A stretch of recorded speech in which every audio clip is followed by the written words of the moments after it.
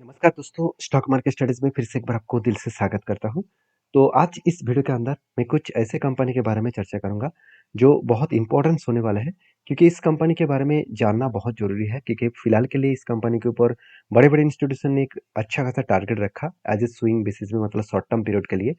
तो चलो एक-एक करके देख लेते हैं। सबसे पहले है Indian railway catering and tourism corporation, मतलब जिस कंपनी को हम लोग आईआरसीटीसी नाम से जानते हैं। तो बेसिकली इस कंपनी का जो मार्केट कैप है वो 75,000 करोड़ के आसपास देखने को मिला, और कंपनी का जो वैल्यूएशन है वो 63 के आसपास इसका पी रेशियो के हिसाब से देखने को मिला है। मतलब इस कंपनी का देखा जाए तो थोड़ा-सा हाई है। अभी एक डेटा मैं आपके साथ शेयर करूँगा, उसके बाद ही आपको इस कंपनी के अपकमिंग जर्नी के बारे में पता चल जाएगा। कि देखिए, एक टाइम कंपनी का 240 करोड़ का सेल्स था 2021 में, उसके बाद 850 बने, 1000 बने और 1100 बने। मतलब कंपनी के सेल्स में लगातार चेंजेस होता हुआ देखने को मिले। एक्सपेंस, इंटरेस्ट सब कुछ मिटाने के बाद जो ऑपरेटिंग प्रॉफिट मार्जिन है, देखिए जिस बार कंपनी का 240 करोड़ का टोटल सेल्स हुआ था, उस टाइम कंपनी का ऑपरेटिंग प्रॉफिट मार्जिन 46% था। और उसके बाद इतना सेल्स एंड प्रॉफिट बनने के बाद भी कंपनी का ऑपरेटिंग प्रॉफिट मार्जिन 33% है। मतलब लोगों के मन में जो डाउट है कि आईआरसीटीसी जिस तरीके से भागना चाहिए था, वो भाग क्यों नहीं रहा, उसके पीछे यही एक रीज़न है कि देखिए, मान के चलिए पहले आप 1 लाख के प्रोडक्ट को बेच, मतलब 1 लाख टोटल आप सेल कर रहे थे। उसमें से आपकी जेब में मान के चलिए 20,000 आ रहा था। तो 1 लाख प्रोडक्ट बेचने के बाद 20,000 आ रहा था, और आज आप 5 लाख प्रोडक्ट को बेचे और उसके अकॉर्डिंग आपके जेब में कितना आया? 80,000। तो आप कहेंगे क्या मुझे ज़बरदस्त रिटर्न मिला, अच्छा खासा फ़ायदा मिला? बिल्कुल नहीं। 1 लाख से अगर 20,000 आपको मिल रहा था और 5 लाख से 80 मिला, मतलब आपका जो प्रॉफिटेबिलिटी परसेंटेज है, ऑपरेटिंग जो प्रॉफिट मार्जिन है, वो कम हो चुके हैं। तो इस चीज़ों को आपको समझना पड़ेगा। तो यही कारण है जिसके कारण आईआरसीटीसी के ऊपर जो प्रेशराइज़ है, जो लगातार यहाँ पे गिरावट का माहौल है, एक ही जगह पे होल्ड करने का माहौल है, वो यही कारण की वजह से हो रहा है।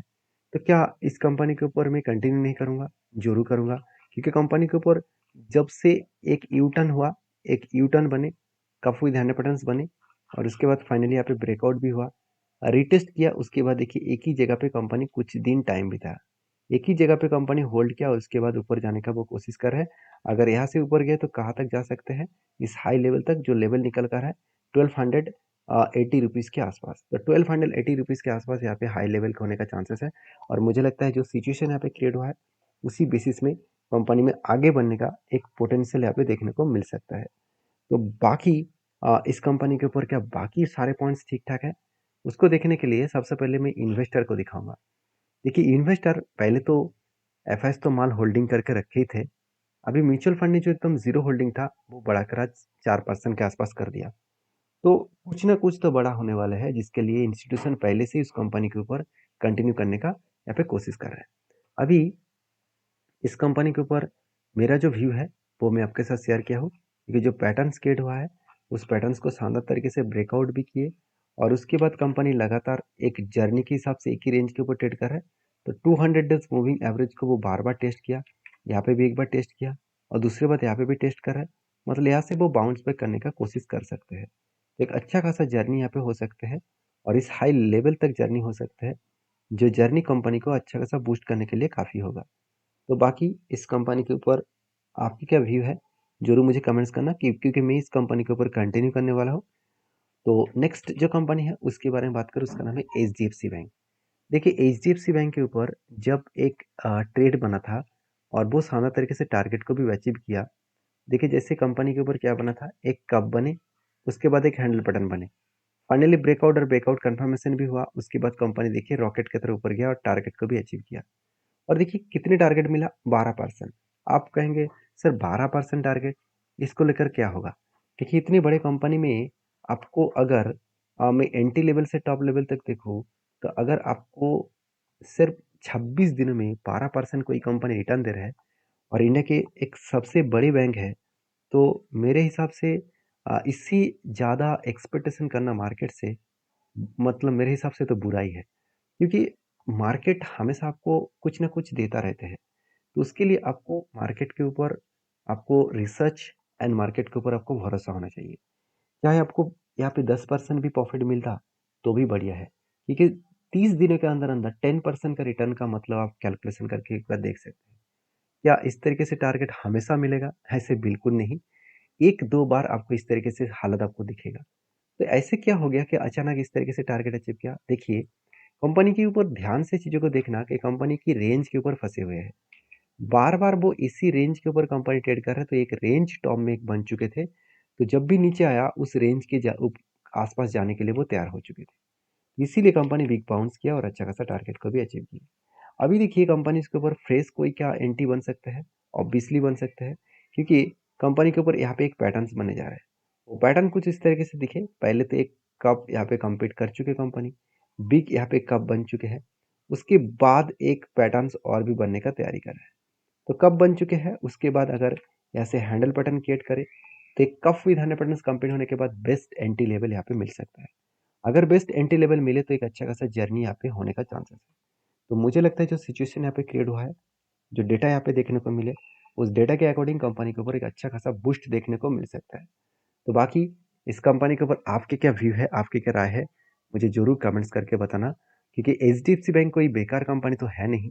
कंपनी में आज नहीं तो कल वो तो ऊपर जाएगा ही, क्योंकि इसका वैल्यूएशन बहुत सस्ता हो चुके हैं, एकदम सस्ता है। क्योंकि इस कंपनी का अगर पी रेशियो के बारे में बात करूँ तो वो पी रेशियो आज वही लेवल में चला है जो कोविड के लेवल में था।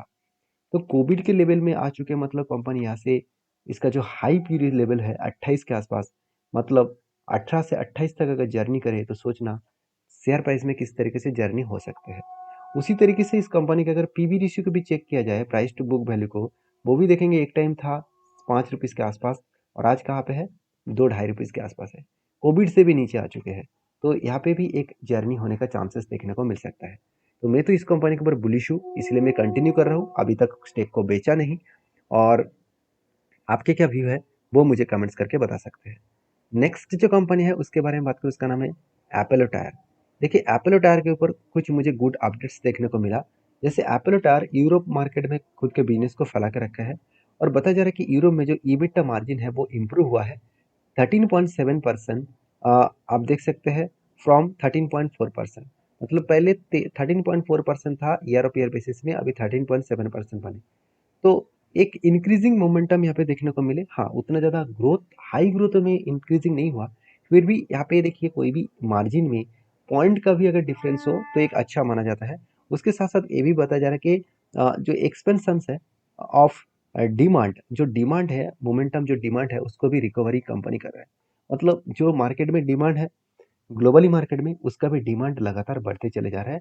और कितना बढ़ रहा है आप देख सकते हैं, रिपोर्ट मार्जिनल जो ग्रोथ है ईयर ऑफ ईयर बेसिस में और रेवेन्यूज का ग्रोथ हो रहा है यूरो 146 मिलियन के आसपास। तो एक अच्छा खासा हाई ग्रोथेबल कंपनी का डेटा देखने को मिला, क्योंकि इंडिया में सिर्फ नहीं या बाहर की कंट्रीज में भी इस एपोलो टायर कंपनी ने खुद के प्रोडक्ट को बेच रहा है। तो क्या सही में कंपनी का ग्रोथ हो रहा है? अगर सेल्स का डेटा देखा जाए तो ठीक ठाक है। एक्सपेंस मिटाने के बाद जो ऑपरेटिंग प्रॉफिट मार्जिन है 12% से आज 14% बने। लास्ट देखा जाए तो 2 साल के अंदर अंदर, 2 से 3 साल के अंदर अंदर। तो यहाँ पे एक पॉजिटिव जर्नी तो है। उसके साथ साथ अगर ये भी दिखाई तो नेट प्रॉफिट 128 से लेकर 300 तक कंपनी का प्रॉफिट जर्नी देखिए। मतलब ओवरऑल जो डेटा देखने को मिले वो डेटा कंपनी को अच्छा खासा बूस्ट करने के लिए काफ़ी है।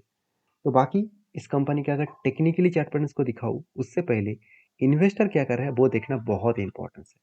अगर इन्वेस्टर के हिसाब से बात करें तो म्यूचुअल फंड 13% होल्डिंग को 19% कर दिया और एफएस ने 22-23% होल्डिंग को 14% किया। मतलब एक इंस्टीट्यूशन ने बेचा और दूसरे ने खरीदारी की। और यही एक वजह है, यही एक रीजन है जिसके कारण कंपनी के ऊपर एक अच्छा खासा बूस्ट देखने को मिला है। बाकी इस कंपनी के जो ओपिनियन है, इस कंपनी का जो व्यू है, वो आप देख सकते हैं, वो आप जान सकते हैं। तो मेरे व्यू, मेरे पॉइंट ऑफ व्यू से मैं एक ही बात कहूँगा कि कंपनी में जो ग्रोथ है वो अपकमिंग टाइम्स पे और भी ज़्यादा बढ़ने का चांसेस है, क्योंकि यहाँ पे पैटर्न्स भी कंप्लीट हो चुके हैं। एक पैटर्न्स बना है कुछ इस तरीके से कफ विद हैंड पैटर्न्स बना, और वो भी लाइफ टाइम हाई के ऊपर बना, क्योंकि कंपनी कोविड के बाद आप देख सकते हैं, कोविड में इस कंपनी का प्राइस था अराउंड अराउंड आप बोल सकते हैं करीबन 70 रुपीज़ के आसपास, और वहाँ से कंपनी आज 500 तक चल रहा है। मतलब कोविड से लेकर अगर मैं इसका टॉप लेवल तक देखूँ तो ऑलमोस्ट 600% का रिटर्न दे दिया। मतलब 6 गुना कंपनी रिटर्न दिया है। अभी फिर से कंपनी इस लेवल को ब्रेक करने का कोशिश करेगा। कप तो बना है, हैंडल भी बना है, इसका ब्रेकआउट भी हुआ है। अगर इसका ब्रेकआउट कंफर्मेशन करके ऊपर गए और एक पैंडल मतलब हैंडल पैटर्न बनने के बाद तो एक बड़ा जर्नी यहाँ पे देखने को मिल सकते हैं। तो वो जर्नी कहाँ तक हो सकते हैं? अगर मैं इस कप के लेवल को मैं अगर एक बार मार्किंग कर लूँ और उसी मार्किंग को अगर मैं ऊपर बैठा दूँ, तो टोटल जो रेंज निकल का है 22% के आसपास। तो मैं इस कंपनी के ऊपर पॉजिटिव हूँ। आपकी क्या व्यू है? ज़रूर मुझे कमेंट्स करके बता सकते हैं।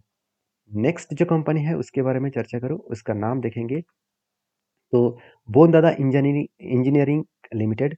तो बोन दादा इंजीनियरिंग लिमिटेड जो है वो एक छोटा सा कंपनी है, फिर भी कंपनी एक साल में धमाका परफॉर्मेंस किया। 177 से लेकर 3360 तक जर्नी किया। इसीलिए कंपनी एक साल में जो रिटर्न दिया वो बहुत स्ट्रांग है। एक साल अभी तक हुआ नहीं है, इसलिए डेटा देखने को नहीं मिला, क्योंकि कंपनी का सेल्स एंड प्रॉफिट ग्रोथ बहुत स्ट्रांग है। तो इसलिए कंपनी लगातार भागते चले जा रहे हैं और शायद इसीलिए मैनेजमेंट ने भी एक डिसीजन लिया वो भी स्प्लिट देने का। तो मतलब 2 सितंबर में कंपनी हर एक के बदले 5 शेयर देने जा रहा है। तो जो लोग बोनस स्प्लिट पाना चाहते हैं तो एक बार डीपली रिसर्च करें और सारे कंपनीज के डेटा को आप एक बार रिसर्च करें, उसके बाद काम करें। मिलते हैं नेक्स्ट वीडियो में, तब तक के लिए धन्यवाद।